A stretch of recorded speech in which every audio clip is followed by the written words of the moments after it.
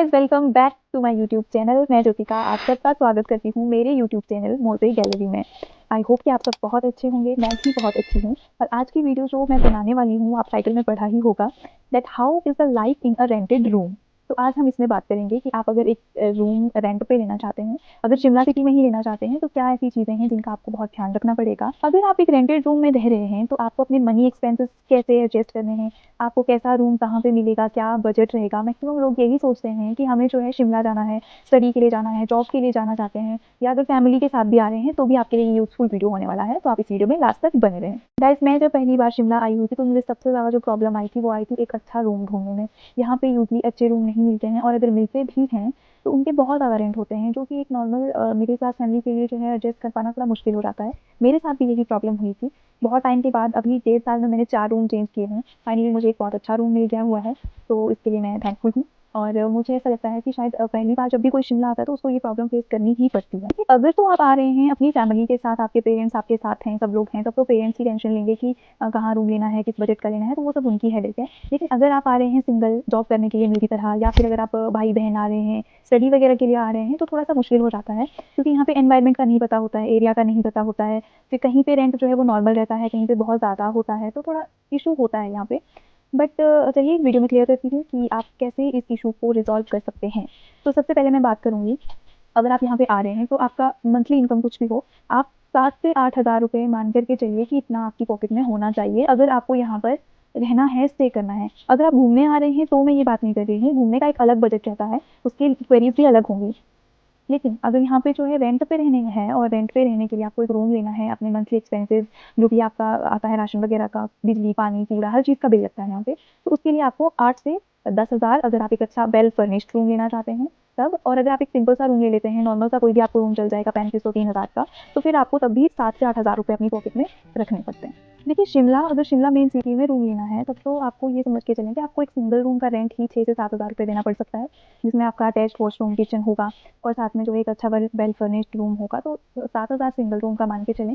अगर आप आसपास के एरिया में लेते हैं, जैसे शिमला से थोड़ा आप आगे चले जाएँ, खलीनी साइड, छोटा शिमला, संजौली, फागली, ISBT, गणपत मोचन, टुट्टू, ये बालूगंज, ये एरिया में अगर आप जाते हैं तो रूम के जो रेंट हैं वो वेरी करते हैं, मतलब वो डिपेंड करता है लोकेशन पे। कहीं पे आपको 4 हज़ार का सिंगल रूम मिलेगा, कहीं 5 का मिलेगा, हो सकता है कहीं 3500 का भी आपको रूम जो है वो मिल जाए। तो ये एक नॉर्मल रेंज है, लेकिन 3 हज़ार से नीचे रूम मिलना बहुत मुश्किल है। मतलब 3000 एक तो है सबसे मिनिमम अमाउंट है, और मैक्सिमम तो आप 7000, 8000, 10,000 भी जा सकता है रूम रेंट जो है, वो डिपेंड करता है कि रूम कैसा है। उसके अलावा अगर चीज़ों की बात करें तो यहाँ पे जो खाने की चीज़ें हैं, मुझे ऐसा लगता है, मतलब जो मैंने फील किया है, कि नॉर्मल जो हमारा अदर डिस्ट्रिक्ट है उसके मुकाबले शिमला में चीज़ें महंगी मिलती हैं। मुझे ज़्यादा तो नहीं पता, मैं जो सब्जी हो वो बहुत महंगी मिलती है यहाँ पे। और नॉर्मल चीज़ें भी, जो नॉर्मल एक्सपेंसेस हैं, वो भी इतने महंगे हो गए हैं। आपका जो है 2000 से 3000 के बीच का पर मंथ का राशन आता है। उसके ऊपर से अगर आप 4000 रेंट दे रहे हैं, तो यहीं पर आपका जो है 7-8 हज़ार का एक्सपेंसेस बन जाता है। शिमला में आपको कोई भी चीज़ फ्री में नहीं मिलेगी। आपको यहाँ पर बिजली, पानी का बिल तो यहाँ पे आता ही है, चाहे वो MC का पानी आए, चाहे जल शक्ति का पानी आए, बिल देना पड़ेगा। आपको जो है कूड़े का बिल देना पड़ेगा, जो MC एरिया में 130 रुपीज़, और पंचायती एरिया में आई थिंक 70 और समथिंग है, क्योंकि मुझे एग्जैक्ट पता नहीं है उनका। लेकिन जब मैं रहती थी एक संकट मोचन में पंचायती एरिया में, वहाँ पे मैं 70 रुपीज़ देती थी। और पानी का मैक्सिमम टू मैक्सिमम 200 से 300 रुपये ले लेते हैं, और मिनिमम लेंगे तो 50 रुपये तो ले ही लेंगे। बिजली डिपेंड करती है कि आप कितना यूज़ करते हैं, जो कंज्यूम करेंगे वो आपको देना पड़ेगा बिल। बाकी यहाँ पे आप ये नहीं सोच सकते हैं कि बिजली का बिल तो मुझे आएगा ही नहीं, क्योंकि मैं तो ज़्यादा बिजली खर्च नहीं करूँगा। हीटर चलाए रखना पड़ता है, ठंड इतनी होती है, हीटर, ब्लोअर, पानी गर्म करने के लिए रोड या गीज़र, इन सब चीज़ों का यूज़ करना ही पड़ता है। बहुत ज़रूरी है, मतलब अगर आप फैमिली के साथ रह रहे हैं तब तो आप रह ही नहीं सकते बिना हीटर के। अकेले अगर एडजस्ट कर रहे हैं, हॉट वाटर बॉटल रख रहे हैं, तब तो फिर भी बट फिर भी पानी तो गर्म करना पड़ेगा, बर्तन धोने के लिए, कपड़े धोने के लिए, नहाने के लिए, रोड तो चलेगी ही चलेगी। तो उसका अलग से खर्चा होता है। शिमला में लोग आपको गाड़ी की पार्किंग पर रूम के साथ फ्री नहीं देंगे। अगर वो उन्होंने रूम रेंट पे लिया है तो उस रेंट में या तो आपकी पार्किंग के जो एक्सपेंसेस होंगे वो ऐड होंगे, अगर नहीं है तो वो आपसे ऑप्शन में भी रख सकते हैं कि अगर आपको गाड़ी पार्क करनी है हमारे यहाँ पे, तो आप उसका अलग से 500 या समथिंग पे कर दीजिए, तो आप गाड़ी पार्क कर सकते हैं। और यहाँ पे हाउस टैक्सेस इतने ज़्यादा हैं कि लोग कभी भी रूम का रेंट कम करने के लिए नहीं मानते हैं। मतलब आप बहुत रिक्वेस्ट करोगे, कोई एक होगा जो आपकी मजबूरी समझेगा, या समझेगा कि नहीं चलो ठीक है मैं कम कर देता हूँ। बाकी 50 to 60% तो लोग ऐसे ही हैं जो डायरेक्टली कहेंगे कि आपको अगर इससे अच्छा या सस्ता कहीं मिल रहा है तो आप वहाँ ले लो। स्ट्रेट फॉरवर्ड है शिमला के लोग, इस बात में कोई दो राय नहीं है। उसके अलावा अगर आप यहाँ से कुछ डेयरी प्रोडक्ट्स भी ले रहे हैं, दूध वगैरह पर मंथ ले रहे हैं, उसका दे रहे हैं, तो 800-900 रुपये। और नॉर्मल जहाँ तक दूसरी डिस्ट्रिक्ट में दूध के जो रेट हैं वो पहले शायद चंबा में 40 था, अभी 50 हुआ होगा। यहाँ पे 60 और 70 रुपीज़ पर केजी मिलता है दूध जो है। उसके अलावा आपका ट्रैवल एक्सपेंसेस, अगर आप जॉब करने आ रहे हैं तो आपका जो ऑफिस है वहाँ तक के लिए आपके रूम से लेकर के, रूम आपको ऑफिस के नज़दीक मिले ये बहुत ज़रूरी नहीं है। हो सकता है जहाँ पे आपका ऑफिस हो वो शिमला सिटी में हो, छोटा शिमला संजौली में हो, ये सब महंगी जगह है। रूम अगर आपको सस्ता लेना है तो आसपास के एरिया में लेना पड़ेगा। अगर आसपास के एरिया में रूम ले रहे हैं तो ट्रैवल एक्सपेंसेस भी लगेंगे। बेटर ऑप्शन है कि आप एक बस पास बना लें HRTC की बस के लिए, तो आप उसको यूज़ कर सकते हैं। लेकिन अगर आपको प्राइवेट बस मिल रही है या आप जो है टैक्सी वगैरह ले रहे हैं तो उसके अलग एक्सपेंसेस लगेंगे। लेकिन ऐसा तो नहीं है कि हर जगह ही आपको सभी सहूलियतें मिल जाएंगी। जहाँ पे आप रूम लेंगे हो सकता है रूम में कुछ प्रॉब्लम हो। शिमला में मेन जो प्रॉब्लम रहती है वो रहती है रूम में सैलाब आती है। यहाँ पे बहुत ज़्यादा पानी, नलकों में पानी नहीं आता है, जिस जहाँ से ज़रूरत है वहाँ से पानी नहीं आएगा और आपके छत से टपकेगा, आपकी दीवार से आएगा, आपके रूम के फर्श से आएगा, वो सारी कपड़े ख़राब कर देगा आपके, आपका माहौल ख़राब हो जाएगा। ऐसे ऐसे रूम मिलते हैं और उनके रेंट भी आप देख लें 4000 तो सिंगल रूम का होगा, तो डबल रूम का भी आपका 7000 या 8000 रेंट होगा। और वो वैसा ही रूम होगा जिसमें सैलाब आती होगी, पानी आता होगा अंदर। और जो दूसरा नलके का पानी है वो आपको टाइम टू टाइम दिया जाता है। ठंड की अगर बात करें तो बाकी डिस्ट्रिक्ट के मुकाबले शिमला में बहुत ज़्यादा ठंड होती है। मैं तो चंबा में रही हूँ, तो चंबा के मुकाबले तो बहुत ही ज़्यादा है। अगर आप रेंट पे रह रहे हैं तो आपके पास हीटर या ब्लोअर होना बहुत ज़रूरी है, क्योंकि यहाँ पर नहीं रहा जाता है ऐसे। और पानी वगैरह गर्म करने के लिए भी आपके पास कुछ ना कुछ होना चाहिए सोर्स। कई जगह पे एरिया जो है वो ठंडा है, जैसे शिमला में समर हिल का एरिया मुझे बहुत ठंडा लगता है। लेकिन कई बार ऐसा होता है कि यहाँ पे बहुत कंजस्टेड घर हैं, बहुत नज़दीक नज़दीक घर हैं। तो अगर आप किसी भी ऐसे एरिया में रेंट पे रूम लेते हैं जहाँ पे आसपास बहुत सारी बिल्डिंग हो, तो हो सकता है आपके रूम तक धूप ही ना आए, जो बहुत बड़ी प्रॉब्लम है यहाँ पे। मेरे रूम में भी दोपहर के 11 बजे से लेकर 11:30 बजे तक कोई आधा घंटा धूप ही आती है। तो वो बहुत बड़ी प्रॉब्लम है यहाँ पे कि धूप का थोड़ा इशू रहता है। रूम रेंट फिक्स किया जाता है तो उसमें ये चीज़ भी ऐड की जाती है कि आपको हम जो है अंदर ही अंदर वॉशरूम दे रहे हैं, अंदर ही अंदर आपको पानी दे रहे हैं 24 घंटे।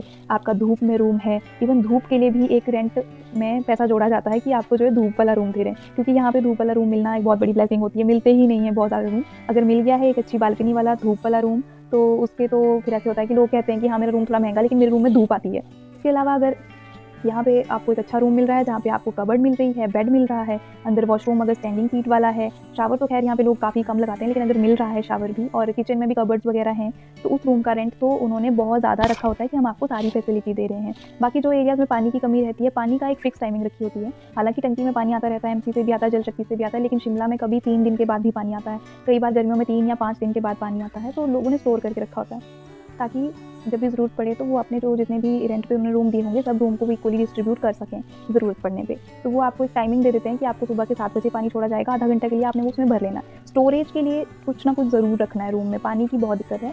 आपको कुछ भी बड़ी बकेट हो गई, ड्रम हो गया, कुछ ऐसा जो आप एक टाइम भर के रखो, तो अगर 5 दिन पानी ना भी आए तो आपको कोई दिक्कत ना हो। ये आप पे खुद पे डिपेंड करता है। और ये आपको जब आप रेंट पे रूम लेने जाओगे, आपको मकान मालिक उसी टाइम बोल देंगे कि आपने जो है पानी की स्टोरेज के लिए कुछ ना कुछ रखना है। ये वीडियो बनाने का मोटिव ये बिल्कुल भी नहीं है कि मैं ये बताना चाहती हूँ कि शिमला एक बहुत ही एक्सपेंसिव सिटी है, ऐसा मैं नहीं कहूँगी। बट हाँ, टूरिस्ट प्लेस है, एक्सपेंसिव होगा ही होगा।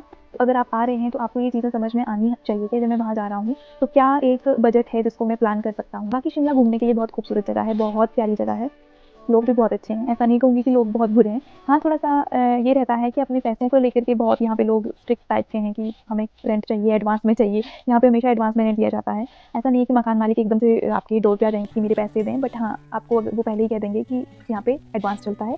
तो आपको जो भी डेट आप बताना चाहें उनको कि हाँ, मैं इस तारीख से पहले या इस टाइम तक जो है आपको दे दूँगी, तो फिर वो नहीं तंग करते हैं। बहुत अच्छे लोग हैं यहाँ के। अच्छी जगह है, आप अच्छे से यहाँ पे रह सकते हैं।